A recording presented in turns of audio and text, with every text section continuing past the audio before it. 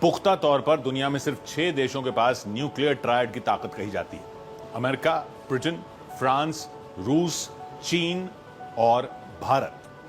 Nuclear triad का मतलब है ऐसा देश जिसके पास परमाणु हथियारों को लॉन्च करने के तीनों तरीके हैं। नमस्ते, मैं हूं किशोर रजवाणी। जमीन, आसमान और समुद्र से एटमी हथियार की क्षमता किसी को भी सुपर पावर बना देती है, लेकिन परमाणु हथियार सिर्फ शक्ति संतुलन के काम आते हैं। आधुनिक दौर के युद्ध भी पारंपरिक हथियारों से ही लड़े जाते हैं। ऐसे में भारत की दुश्मनों के खिलाफ तैयारी कैसी है? रक्षा क्षेत्र में भारत कितना मजबूत हुआ? क्यों मेड इन इंडिया हथियारों की मांग बढ़ रही है?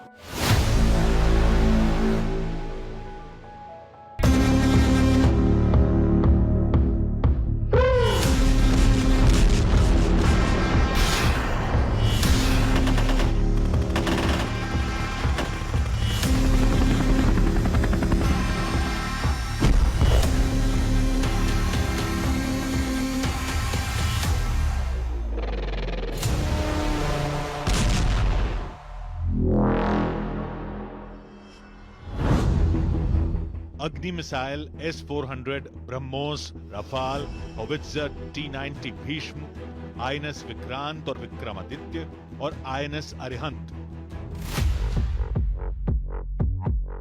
युद्ध का फैसला करने वाले ये हथियार हैं ट्राइड एंड टेस्टेड। 3, 2, 1, now, 1, 2, अग्नि 5 का लेटेस्ट टेस्ट 20 अगस्त को किया गया।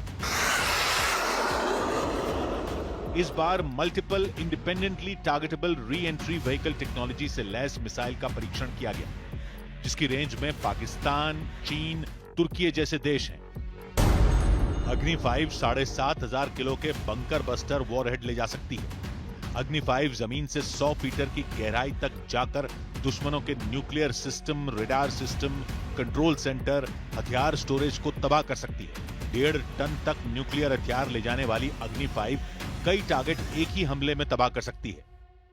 तो ये जो ट्रांसफॉर्मेशन है, ये जो मॉडर्नाइजेशन है, ये जो रेवोल्यूशन इन वॉरफेयर है, ये जो नया एक युद्ध है जिसमें मॉडर्निटी भी है, टेक्नोलॉजी भी है, प्लस बूट्स ऑन ग्राउंड भी है, तो कहीं ना कहीं दुश्मन को लग रहा है और भारत के अंदर भी वो क्षमता और वो जो अपने आप में आत्मविश्वास भारत का भी बढ़ रहा है। भारत की सेनाएं आज हर उस हथियार से लैस हैं जिनकी दरकार है, लेकिन सुरक्षा का ये सुकून आसानी से नहीं मिला। प्रधानमंत्री नरेंद्र मोदी ने दिन रात एक कर दी, तब यह संभव हुआ है। सेनाओं को अजेय बनाने का यह मिशन 26 साल पहले शुरू हुआ, लेकिन एक दशक की हकीकत होश उड़ाने वाली है।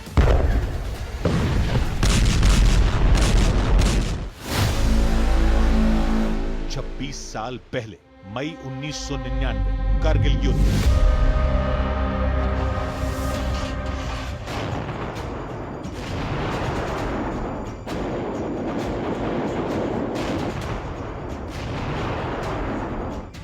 ये युद्ध एक इम्तिहान ले रहा था, सैन्य शक्ति का, देशभक्ति का, राजनीतिक नेतृत्व का।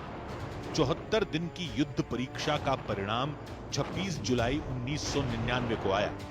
भारत ने पाकिस्तान को युद्ध में परास्त किया। करगिल में घुसी पाकिस्तानी सेना मार भगाई गई, मगर करगिल युद्ध ने एक नाजुक कड़ी भी दिखाई। उस वक्त की रणनीति के तहत 40 दिन की इंटेंस वॉर के लिए गोला बारूद का भंडार होना चाहिए था, लेकिन करगिल युद्ध के दौरान पता लगा कि कई अहम हथियारों का स्टॉक सिर्फ 7 से 10 दिन का ही बचा था, जिसके बाद युद्ध के बीच में 2200 करोड़ रुपए से ज्यादा की आपातकालीन हथियारों की खरीद की गई। करगिल में पाकिस्तान को धूल छुटाने के बाद डिफेंस एक्विजिशन काउंसिल का गठन हुआ, जिसे रक्षा खरीद से जुड़े सभी फैसले लेने थे।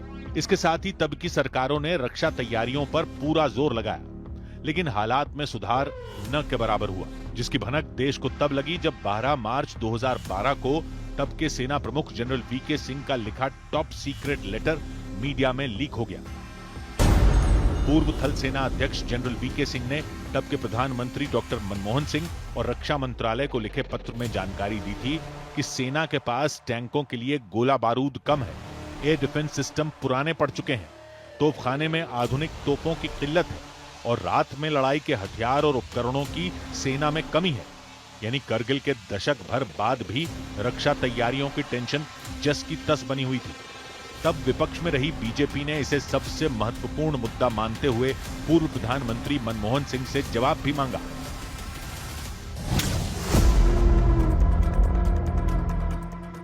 इसके बाद 2013 की सीएजी रिपोर्ट ने संसद में चेतावनी दी कि भारत लंबा युद्ध लड़ने में सक्षम नहीं है। तो क्या करगिल से मिले सबक भुला दिए गए थे? ऐसा भी नहीं। कोशिशें जारी थीं, लेकिन नतीजे सिफर थे। वजहों की जड़ में जाने से वक्त जाया होगा, मगर हालात किस कदर खराब थे इसे जानना जरूरी है। तब सबसे ज्यादा दिक्कत सेनाओं को रात के ऑपरेशन में होती थी, क्योंकि नाइट विजन गॉगल्स 20% जवानों के पास होते थे। इंसास राइफलों पर नाइट साइट्स फिट नहीं थी। 105 mm और 130 mm गन पर नाइट फायरिंग एडवांस सिस्टम नहीं थे। तोपखाना और हेलीकॉप्टर रात के ऑपरेशन के लिए कम थे। 2014 तक सेना के 70% से ज्यादा टैंक, बीएमपी और मशीन गन यूनिट्स के पास थर्मल इमेजिंग या नाइट साइट्स नहीं थी। कुल मिलाकर थल सेना के पास 40 दिन के बजाय सिर्फ 10 दिन का गोला बारूद था। वायुसेना के पास जरूरी मिसाइलों और पीजीएम्स की भारी कमी थी। नौसेना के पास टॉर्पीडो और पनडुब्बियों का गंभीर संकट था। आपका जो वेपन है, जो आपकी मिसाइल्स हैं, जो आपके एयर टू एयर मिसाइल्स हैं, जो आपके अंडर सी मिसाइल्स हैं या टॉर्पीडोज हैं, और जो आपके सरफेस शिप्स में चलते हैं, वो सारे के सारे उनके अंदर अपनी सोचने समझने की शक्ति होनी चाहिए। तो विश्व पटल पर पहले हम इन्फॉर्मेटाइज्ड वॉरफेयर करते थे। रक्षा अधिग्रहण परिषद तब भी था, सेनाओं को मजबूत करने की नीतियां भी थी, लेकिन जितनी जरूरत थी उसे पूरा करने के लिए युद्ध स्तर पर काम होना था। ताज्जुब होगा जानकर कि जिस राफाल की सबसे ज्यादा चर्चा होती है, उसकी फाइल 10 साल तक सिस्टम में अटकी रही, लेकिन 26 मई 2014 की तारीख से वो सिस्टम बदल गया। आत्मनिर्भर भारत अभियान के तहत देश का लक्ष्य भारत को अपने दम पर दुनिया की बड़ी सैन्य ताकत बनाने का है। प्रधानमंत्री का पद संभालने के बाद नरेंद्र मोदी ने इमरजेंसी फंड जारी किया था।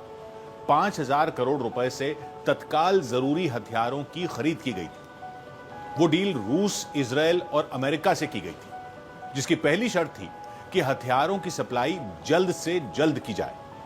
मगर बात इतने भर से बनती तो क्या था? सेनाओं के खाली पड़े हथियार गोदाम को भरना मिशन इम्पॉसिबल जैसा था। नरेंद्र मोदी ने सबसे बड़ी चुनौती को अवसर में बदल डाला। 10 अप्रैल 2015, पेरिस, फ्रांस। फ्रांसवा ओलांद से प्रधानमंत्री नरेंद्र मोदी की मुलाकात की पहली प्राथमिकता राफाल जेट की डील थी। पीएम मोदी ने साल 2007 में शुरू हुई डील को फुल एंड फाइनल करने की ठान रखी थी। उन्होंने ओलांद को गणतंत्र दिवस में हिस्सा लेने के लिए निमंत्रण दिया। जनवरी 2016 में ओलांद ने जब भारत की यात्रा की, तब तक डील में आने वाली तमाम उलझनें पीएम मोदी की कोशिशों से दूर हो चुकी थी। सितंबर 2016 को 36 रफाल जेट की डील डन हो गई।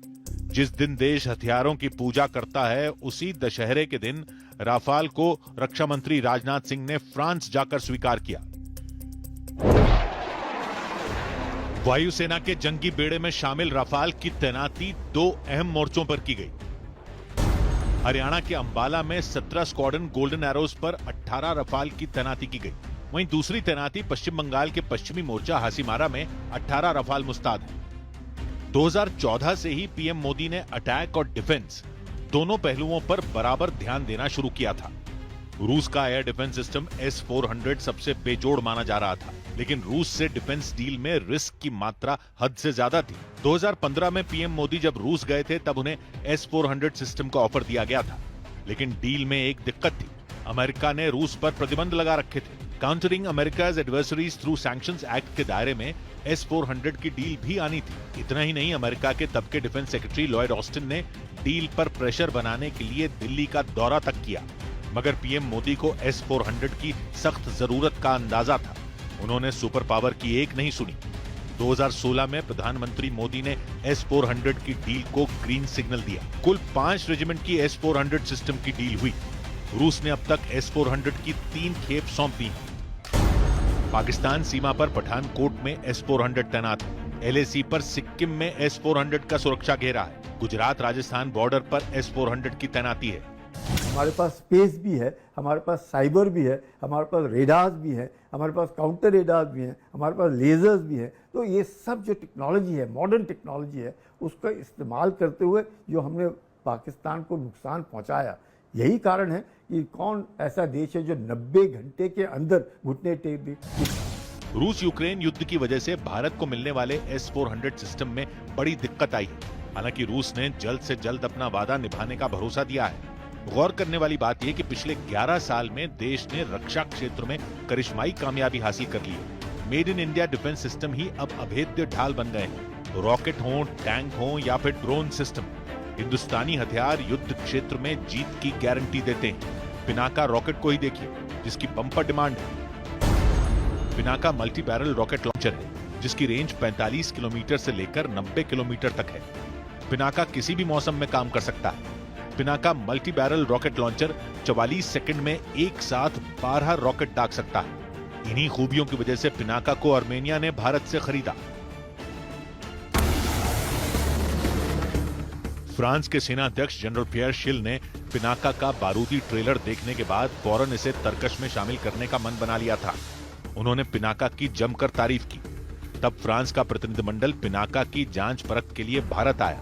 पीएम मोदी हाल ही में जब फ्रांस गए थे, तब भारत फ्रांस के संयुक्त बयान में पिनाका रॉकेट लॉन्चर का जिक्र था। मेड इन इंडिया हथियारों का बाजार दिन दूनी रात चौगनी रफ्तार से बढ़ रहा है। आज देश के डिफेंस सेक्टर में जितनी ट्रांसपेरेंसी है, ट्रस्ट है और टेक्नोलॉजी ड्रिवन अप्रोच है, उतनी पहले कभी नहीं थी। प्रधानमंत्री नरेंद्र मोदी की लीडरशिप में युद्ध की मशीनें ही नहीं बन रही, हथियार निर्माण में देश ग्लोबल पावर बन रहा है। अब सेनाओं के पास ऐसे हथियारों की भरमार है जिन्हें बेजोड़ कहा जाता है। साल 2020 की दिवाली पर पीएम मोदी ने ऐसे ही एक योद्धा को लोंगेवाला पोस्ट पर दिखाया था। रेगिस्तान में दहाड़ते अर्जुन टैंक पर पीएम की सवारी की वो तस्वीरें यादगार हैं। अब तो सेना को अर्जुन मार्क 2 जैसे आधुनिक टैंक सौंपने की तैयारी है। फिलहाल T-90S भीष्म जैसा लड़ाका टैंक रेजिमेंट की शान बढ़ा रहा है। पहाड़ी और कठिन इलाकों की लड़ाई के लिए स्वदेशी अजय टैंक भी सेना के पास है। दक्षिण कोरिया के साथ मिलकर बनाया गया K9 वज्र टैंक भी किसी से कम नहीं है। ये 3 जो हमारे मिशंस हैं, मिसाइल्स वाला, एरो इंजन वाला और हमारे फाइटर एयरक्राफ्ट वाला, ये क्रिएट कर रहे हैं, है और आगे बढ़ेगा और इसका सशक्तिकरण होगा। वही देश की असली ताकत बनेगी, मूल ताकत बनेगी। आर्मी हो, एयरफोर्स हो या फिर नेवी, तीनों सेनाओं को हाईटेक बनाया गया है। इंडियन नेवी के पास परमाणु मिसाइलों से लैस 3 पनडुब्बियां हैं। साल 2016 में पीएम मोदी ने INS अरिहंत को लॉन्च किया था, जिस पर K4 nuclear powered ballistic missile होती है, जिसकी रेंज 3500 किलोमीटर तक है। यही नहीं, कुछ दिनों में 6000 किलोमीटर दूर तक मार करने वाली मिसाइलें न्यूक्लियर सबमरीन पर तैनात होंगी। नेवी के पास दूसरी न्यूक्लियर सबमरीन INS अरिघात है। तीसरी परमाणु पनडुब्बी S4 क्लास की है। बहुत जल्द नौसेना S5 क्लास यानी इंटरकॉन्टिनेंटल मिसाइल क्षमता से लैस होगी। देखिए, आकाश मिसाइल बहुत अच्छा काम किया। स्काई स्ट्राइकर ड्रोन है जिसने बहुत अच्छा काम किया इस लड़ाई के अंदर। हमारे जो नेटवर्क्स हैं वो इंडिया ने खुद बनाए हैं। नेटवर्क सेंट्रिक वॉरफेयर हमने खुद किया। ब्रह्मोस इंडिया में बनती है, लार्ज नंबर में तीनों सर्विसेज के पास है। तो इस तरह बहुत सिस्टम्स बनाए हैं, चाहे वो आकाश तीर है जो इंडिया में बने, एंटी ड्रोन सिस्टम्स इंटीग्रेटेड वो इंडिया ने खुद की है। इंडियन नेवी की ताकत का अंदाजा इसी बात से लगाया जा सकता है कि जब ऑपरेशन सिंदूर चल रहा था, तब पाकिस्तान की नौसेना की बैटलशिप कराची से भागकर ग्वादर में जा छिपी थी। मैक्सार लैब की तस्वीरों से पता चला कि पाकिस्तानी नेवी ने ज्यादातर युद्धपोत ईरान की सीमा पर शिफ्ट कर दिए थे। आप जानकर हैरान होंगे कि कुछ साल पहले तक सेनाओं को हथियार और गोला बारूद की सप्लाई 1775 में अंग्रेजों की बनाई व्यवस्था से होती आ रही थी। यह होता था अंग्रेजों के बनाए ऑर्डिनेंस फैक्ट्री बोर्ड के जरिए। 2014 तक ऑर्डिनेंस फैक्ट्री बोर्ड में 41 फैक्ट्रियां थी। पीएम मोदी ने ऑर्डिनेंस फैक्ट्री बोर्ड को पूरी तरह से बदल डाला। 15 अक्टूबर 2021, नई दिल्ली। प्रधानमंत्री नरेंद्र मोदी ने ऐतिहासिक परिवर्तन की घोषणा कर दी थी। तारीख भी बेहद खास थी। डॉक्टर एपीजे अब्दुल कलाम की पुण्यतिथि पर आधुनिक और सक्षम रक्षा उत्पादक राष्ट्र का संकल्प लिया गया था। पीएम मोदी ने ऑर्डिनेंस फैक्ट्री बोर्ड की जगह 7 नई रक्षा कंपनियां देश को सौंपी थी। ऑर्डिनेंस फैक्ट्रीज को नए स्वरूप में किए जाने का निर्णय, 7 नई कंपनियों की ये शुरुआत देश की इसी संकल्प यात्रा का हिस्सा है। प्रधानमंत्री ने सरकारी ढांचे को कॉर्पोरेट स्टाइल मैनेजमेंट में बदला। डिफेंस सेक्टर में निजी भागीदारी को बढ़ावा दिया गया। क्वालिटी और टाइम पर डिलीवरी तय की गई। जो 7 नई कंपनियां बनी, उनके नाम और काम भी जान लीजिए। म्यूनिशंस इंडिया लिमिटेड गोला बारूद का उत्पादन करती है। आर्मर्ड व्हीकल्स निगम लिमिटेड टैंक और बख्तरबंद गाड़ियां बनाती है। Advanced weapons and equipment India limited small arms और गन बनाती है। ट्रूप कंफर्ट्स लिमिटेड सैनिकों की यूनिफॉर्म, बूट और उपकरण बनाती है। ग्लाइडर्स इंडिया लिमिटेड जवानों के लिए पैराशूट बनाने का काम करती है। यंत्र इंडिया लिमिटेड सेना की मशीनरी और कंपोनेंट्स का निर्माण करती है। और India octal limited optical device और नाइट विजन के उपकरण बनाती है। डीआरडीओ और नई कंपनियों ने देश को कितना पावरफुल बनाया है, इसे पिनाक रॉकेट, एटैक तोप, धनुष आर्टिलरी, आकाश मिसाइल जैसे घातक हथियारों को देख पता लगता है। पीएम मोदी ने 6 जनवरी 2023 को कर्नाटक के तुमकुर में एशिया की सबसे बड़ी फैक्ट्री का श्री गणेश किया था। Hindustan aeronautics limited Tumkur factory में हर साल 1000 हेलीकॉप्टर बनाने की क्षमता पर काम कर रही है। जैसे अमेरिका के अपाचे हैं, जैसे फ्रांस और जर्मनी का यूरोकॉप्टर टाइगर अटैक हेलीकॉप्टर है, वैसे ही घातक लड़ाके भारत में बनने की शुरुआत हो चुकी है। इससे भी ज्यादा सुकूनदेह बात यह है कि 11 साल में भारत रक्षा क्षेत्र में आत्मनिर्भर बना है। 10 जून 2025 को प्रधानमंत्री ने यह शुभ समाचार पूरे देश से साझा किया। प्रधानमंत्री नरेंद्र मोदी के नेतृत्व में भारत का स्वदेशी रक्षा उत्पादन 2014 में 46,429 करोड़ रुपए से बढ़कर 2025 में 1,27,434 करोड़ रुपए तक पहुंच गया। ये 174% की बढ़ोतरी है। आज भारत 100 से ज्यादा देशों को रक्षा उत्पाद निर्यात कर रहा है। भारत दुनिया का 5वां सबसे बड़ा रक्षा उपकरण निर्यातक बन चुका है। नरेंद्र मोदी सरकार ने साल 2029 तक 3 लाख करोड़ रुपए के रक्षा उत्पादन का लक्ष्य तय कर रखा है। भारत में पहले जहां 65 से 70% उपकरण आयात किए जाते थे, वहीं अब लगभग 65% रक्षा उपकरण भारत में ही बनाए जा रहे हैं।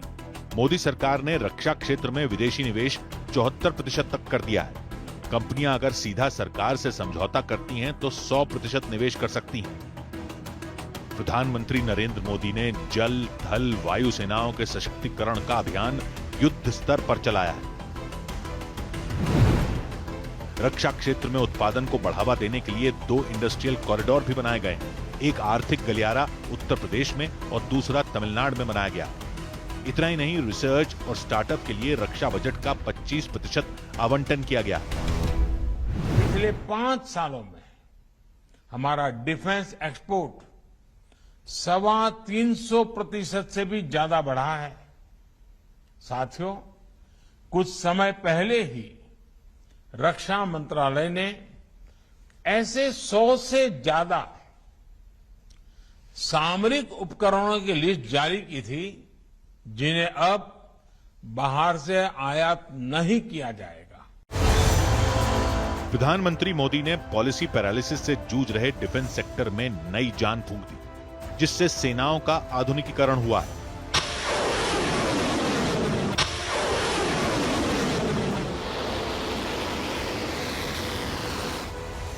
ऐसी सशक्त सेना जिससे टकराने का जोखिम मोल लेना कोई भी नहीं चाहेगा।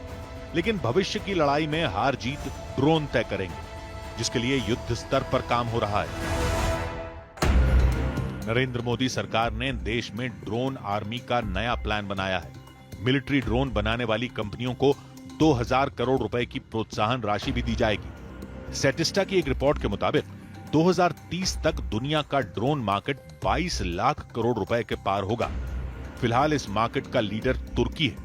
चीन के पास है 10 लाख ड्रोन की आर्मी। चीन ने एआई कंट्रोल ड्रोन बना लिए हैं। जाहिर है मॉडर्न वॉरफेयर में मुकाबले के लिए अब भी पूरा जोर लगाने की दरकार है। हर दिन बदल रही तकनीक ने युद्ध का तरीका ही नहीं बदला है, तासीर भी बदली है। बिना जान माल के नुकसान के दुश्मन पर जीत हासिल करने के लिए सेनाओं को हाईटेक बनाना ही एकमात्र विकल्प है। प्रधानमंत्री नरेंद्र मोदी ने इस जरूरत को पद संभालने के साथ भांप लिया था। तभी तो रक्षा क्षेत्र में 11 साल में क्रांतिकारी बदलाव हो पाए। ऑपरेशन सिंदूर के बेहतरीन नतीजों ने इसे साबित भी किया। प्रधानमंत्री नरेंद्र मोदी ने अभेद्य सुरक्षा कवच बनाने के लिए देश का बुनियादी ढांचा भी फौलादी बनाया है। अगले एपिसोड में देखिए नए भारत की रफ्तार।